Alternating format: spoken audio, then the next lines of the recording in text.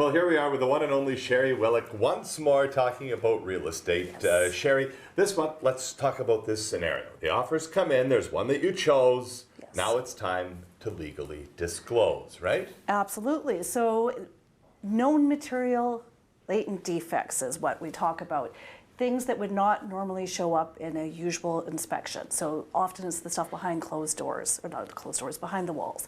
The structural defects or water seepage that comes in, these are things that people wouldn't know upon viewing their house or with an inspection. So you need to disclose these things. Perfect. Now, what is the...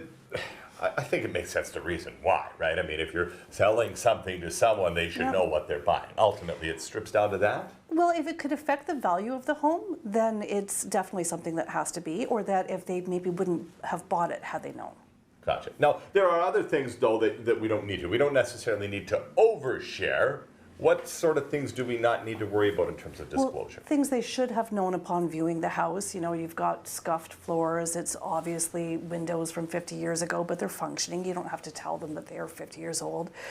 If the entire street knows that your shingles need to be done, they probably should have seen that when they saw the house as well. Sure, yeah, I get the home inspection, but maybe you viewed it on a day when there was a bunch of snow up there. So Still, then you have to be, that could be a bit of a gray area. Yes, yes.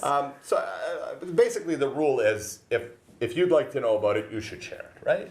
Absolutely. If you're questioning whether you should, then you should. Right, I like that. Yeah. And then you mentioned the whole block nose, and I think that's very important because you're not going to be able to kind of scuttle this under the rug or put up new drywall over something and hide it, right? Even if it happened 15, 20 years ago, the neighbors always know, they always remember, and they're going to tell the new owners.